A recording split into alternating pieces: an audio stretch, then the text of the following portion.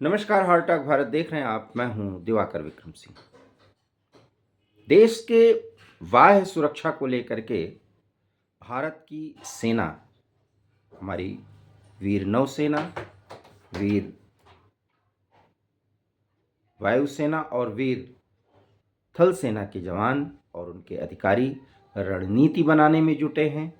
वो पूरी तरह मुस्तैद हैं और भरोसा है कि वन फ्रंट नहीं, हम 3-4 फ्रंट पर अच्छी लड़ाई लड़ सकते हैं। लड़ाई लड़ ही नहीं बल्कि उसे जीत सकते हैं। लेकिन जो चौथा फ्रंट है, कभी 2 फ्रंट हुआ करता था लेकिन वो 3 हुआ और अब 4 फ्रंट हो गए। इस चौथा फ्रंट का जो दायरा है वो देश के भीतर है और देश की आंतरिक सुरक्षा का ताना बाना ध्वस्त करने की इस कवायद में एक बड़ी अंतर्राष्ट्रीय साजिश है, जिसमें नापाक इरादे चीन के भी और दुनिया के उन तमाम देशों को जो भारत विरोध के आधार पर बने नापाक देश पाकिस्तान का साथ देते हैं और तमाम मार खाने और पिटाई के बावजूद भी वो भारत को तबाह और बर्बाद करने की कस्में खाता रहता है और उस पर एक्टिव मोड में रहता है। और इसीलिए मेरा अपना मानना है कि आतंकवाद से लड़ने का एक ही तरीका है कि जैसे पिछले 1-1.5 सालों से पाकिस्तान में अननोन गनमैन सुपर एक्टिव हैं, वैसे देश के भीतर भी एक एक्टिवेशन दिखना चाहिए। वो तत्व जो भारत विरोधी गतिविधियों में लिप्त हैं वो हुरों के पास पहुंच जाएं तो ज़्यादा अच्छा है, क्योंकि 72 हुरों से उनका लगाव है। लेकिन चूंकि हम लोकतांत्रिक देश के निवासी हैं, लोकतांत्रिक तरीका और कानून के दायरे में रहकर हमें इन सब को, इन देश विरोधी तत्वों को एलिमिनेट करना है। मैं ऐसा इसलिए कह रहा हूं क्योंकि गुजरात एटीएस ने दुनिया में भगवान के बाद, ईश्वर के बाद अगर इंसान के रूप में किसी को श्रद्धा और विश्वास और भरोसे का एक प्रतीक माना जाता है तो वो है डॉक्टर। और डॉक्टर के वेश में गुजरात में कुछ ऐसे आतंकी, हालांकि वो आईसिस मॉडल के बताए जा रहे हैं, मॉड्यूल के, मैं नहीं मानता। आईसिस मॉड्यूल से जुड़ा होने का एक आधार दे करके उन्हें सामान्यकरण करके लगभग आतंकियों की लिस्ट से कुछ दूर पर रखा जा रहा है। आईसिस तो उसका एक पार्ट हो सकता है, उनका सीधे संबंध पाकिस्तान में इस समय सक्रिय जैश और इस तरह के जितने जमातुद्दावा, इनसे जुड़े होने का सीधा सीधा उन पर सत्य सिद्ध हो सकता है, इन पर आरोप सिद्ध हो सकता है और उनके तार जुड़े हो सकते हैं। कारण यह है कि आईसिस मॉडल तो पूरी दुनिया में आतंक इस्लाम के नाम पर किया जाए वो आईसिस है। सीधी सी बात है, वो आईसिस का मॉडल वही है जो कभी लादेन करता था, वो काम अब आईसिस कर रहा है। अब आईसिस आपने कहा तो इसका मतलब पाकिस्तान में सक्रिय कई आतंकी गुटों से आपने उनको दूर कर दिया जो गुजरात में गिरफ्तार किए गए। और ये कर क्या रहे थे? पोटेशियम साइनाइड, जिसके कैप्सूल को जीभ पर बस टच होते ही आपकी डेथ हो जाएगी। कोई भी व्यक्ति, हम में आप में से अगर कोई उसका, क्योंकि आज तक उसका कोई स्वाद ही नहीं बता पाया, वो जीभ पर गया और व्यक्ति खत्म। और इसका प्रयोग और इसका सबसे ज्यादा उपयोग एलटीटीई, जो श्रीलंका का आतंकी संगठन कभी हुआ करता था, जो तमिल की मांग करता था, वो उसके लड़ाके करते थे, आतंकी करते थे। हालांकि अब एलटीटीई लगभग 99% खत्म हो चुका है। और इसी तरह के आतंकी जो खालिस्तान का मूवमेंट चला रहे थे, वो भी कुछ ना कुछ हद तक इसका प्रयोग करते थे। अब पोटेशियम साइनाइड उस कैप्सूल से भी ज्यादा एक खतरनाक केमिकल था या वो लिक्विड था, वो किस फॉर्म में वो तैयार किया जा रहा था, उसकी तैयारी में ये डॉक्टर जो गुजरात से गिरफ्तार किए गए थे लगे हुए थे। और ये इंजेक्शन के रूप में दिया जाता या दवा के रूप में दिया जाता। आप देखिए विश्वास का कितना बड़ा घात है कि ये डॉक्टर पोटेशियम साइनाइड से ज्यादा खतरनाक केमिकल के इनोवेशन में, उसके पूरे रिसर्च में लगे हुए थे और वो पकड़े गए। इरादा क्या था, जानकारी आनी शेष है, लेकिन अंदाजा यही है कि सार्वजनिक स्थलों पर या इस पोटेशियम साइनाइड का एक लिमिटेड एरिया के पानी में मिला देने से, किसी तरीके से इंजेक्ट करने से, या खाना सार्वजनिक स्थानों पे खान पीन के वस्तुओं में मिला देने से ज्यादा से ज्यादा लोगों की डेथ होती, या कुछ ऐसा इस्तेमाल करने का एक इरादा इन सब का रहा होगा जिसको पूरे भारत में एक बम से जो खतरा होता है या जो दहशत होती है वो दहशत पैदा करना। क्योंकि आप किसी के खाने में या पानी में जहर मिलाएंगे तो वो दहशत नहीं होगा जो कि विस्फोट में होता है, जो इस तरह से अगर इनोसेंट पर्सन्स को मारा जाना है तो उसके पीछे का उद्देश्य होता है दहशत क्रिएट करना और उस दहशत के माध्यम से अपने उद्देश्य को बताना। यही तो आतंकवाद है।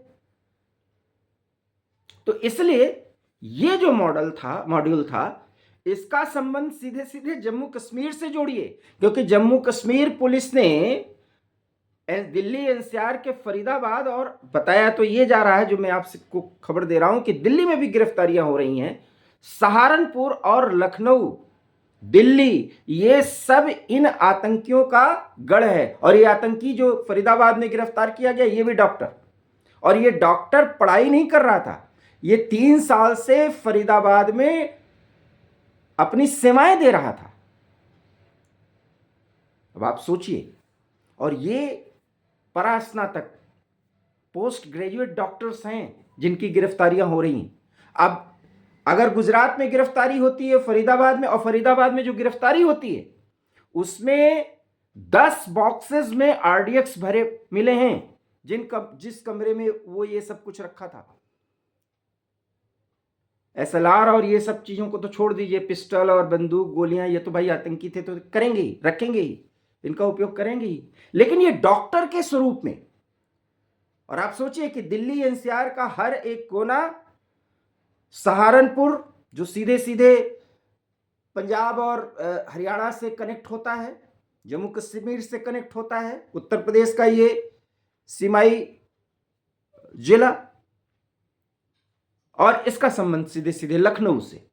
तो अभी गिरफ्तारियां कितनी होंगी ये कहा नहीं जा सकता, और इसलिए इस देश में कई पाकिस्तान बसते हैं अगर ये कहा जाता है तो लोग इस पर कमेंट करते हैं। अब आप सोचिए, और ये जम्मू कश्मीर पुलिस ने इन राज्यों के पुलिस से बेहतर तालमेल और समन्वय के आधार पर यह कार्रवाई की। तो आरडीएक्स, और 300 किलो तक आरडीएक्स, हालांकि पूरा उसकी नापतोल नहीं हो पाई, लेकिन इतना आरडीएक्स की बरामदगी की बात स्पष्ट तौर पर बताई गई है। आप सोचिए, एक शहर को दहशत ही नहीं तबाह करने के लिए ये आरडीएक्स काफी थे। और क्या पता कि फरीदाबाद के जरिए ये देश के तमाम राज्यों में भेजे जाते, और जहां जहां भेजे जाते वो सारा नेटवर्क इससे जुड़ा था, और इस व्यक्ति का नेटवर्क जम्मू कश्मीर से जुड़ा था, जम्मू कश्मीर का नेटवर्क सीमा पार से जुड़ा हुआ था। और इसलिए इस देश में कितने पाकिस्तान हैं अगर ये कहा जाता है तो लोग कहते हैं धर्म के आधार पर कमेंट किया जा रहा है।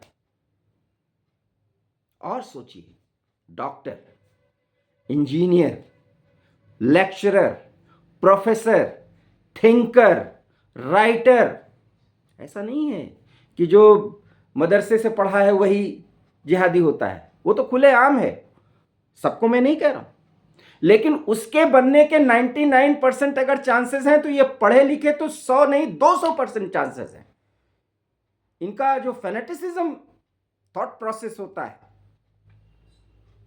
इनका जो जिहाद और 72 हुरों के पास जाने का इनका जो जज्बा होता है, और इनको शर्म भी नहीं आती कि जब 72 हुर्रों के जाने की बात की जाती है तो इन पे तंज कसा जाता है, इनके पिछड़ेपन को देखा जाता है, लेकिन इनको ये अच्छा लगता है, ये इस पे अपना गौरव मानते हैं। यही तो वो गोली है जो ये धर्म के नाम पर खाते हैं और दुनिया को इसी के लिए प्रेरित करते हैं, दुनिया को इस धर्म में कन्वर्ट करने के लिए प्रयासरत भी हैं। बाकी को तो ये समझते ही नहीं कुछ।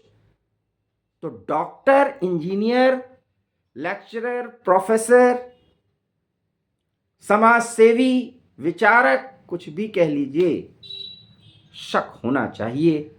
मैं फिर कह रहा हूं, पाकिस्तान परस्ती एक सोच है और इस सोच का व्यक्ति इस देश में किसी भी पद पर, किसी भी व्यवसाय, किसी भी प्रोफेशन से जुड़ा है तो वो आतंकी हो सकता है और इसलिए हमारी नजर बहुत सजग होनी चाहिए।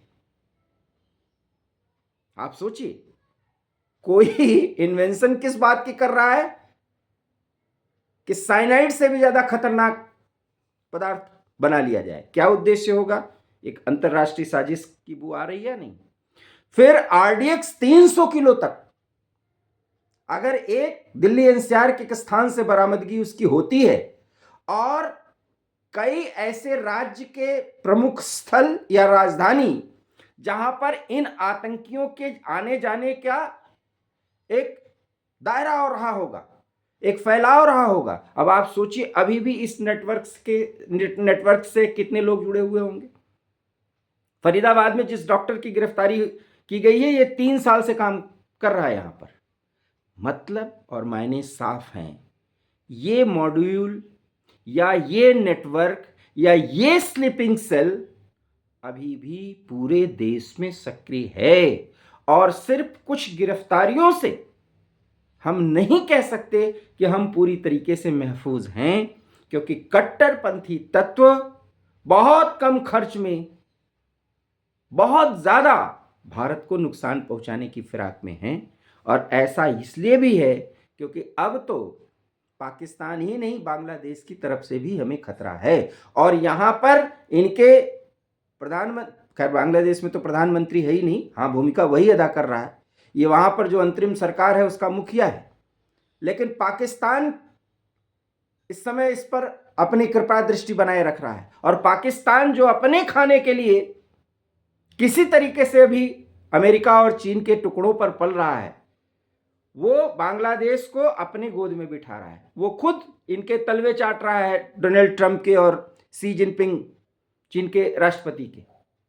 लेकिन इन दोनों की एक ऐसी मिलीभगत हो गई, दोनों मतलब दोनों देशों की, कि यहां पर वो कट्टरपंथी तत्व भारत के अंदर अवस्थित, मतलब विद्यमान वो पाकिस्तान एरिया और वहां पल रहे वो पाकिस्तान परस्त लोग जो इस नेटवर्क के स्लीपिंग सेल कहे जा सकते हैं, वो पूरी तरीके से एक्टिवेट हैं। क्योंकि भारत में दंगा करवाने की और नफरत को बहुत ज्यादा फैलाने की इनकी कवायद है, क्योंकि इसी के माध्यम से जो अनरेस्ट समाज में होगा, तब इन्हें लगता है कि ये 2 फ्रंट वॉर की स्थिति में भारत को मुश्किलों में डाल सकते हैं। अन्यथा तो ऑपरेशन सिंदूर में क्या हुआ ये देख सकते हैं आप। इसलिए फरीदाबाद में जिस डॉक्टर की गिरफ्तारी होती है, गुजरात में जिन डॉक्टरों की गिरफ्तारी होती है, सहारनपुर, दिल्ली, एनसीआर, लखनऊ, देश के तमाम, अभी क्या, अभी तो साउथ के कई ऐसे स्थान में बता सकता हूं कि वहां पर आतंकी खड़े बैठे हैं और इनके पीछे लगा हुआ है वो गैंग जो लेफ्ट लिबरल है, जो कहता है वो तो धर्म के नाम पर इनको परेशान किया जाता है।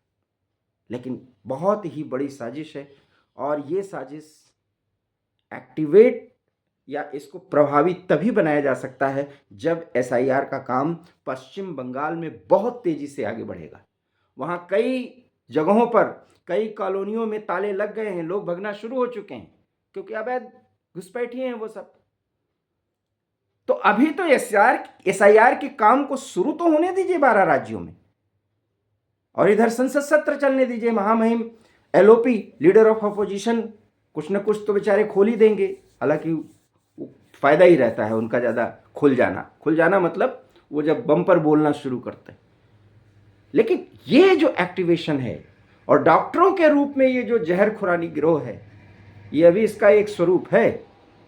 अभी तो पता नहीं कितने प्रोफेशन से जुड़े हुए लोग एक नेटवर्क के रूप में हमारे सामने आ सकते हैं। इसलिए अपने इर्द गिर्द सजग रहिए और इसके लिए जिम्मेदार प्रशासन के लोगों और अधिकारियों से हमेशा संपर्क में रहिए, क्योंकि राष्ट्र की सुरक्षा के प्रति हमें अगर जवाबदेह रहना है तो सतर्क और चौकस रहना होगा। सब काम सुरक्षा बलों और पुलिस पर छोड़ना ही उचित नहीं है। इसलिए किसी पर गलत निगहबानी नहीं, लेकिन संदेह वहां पर जरूर करिए जहां गतिविधियां वास्तव में संदेहास्पद चल रही हैं।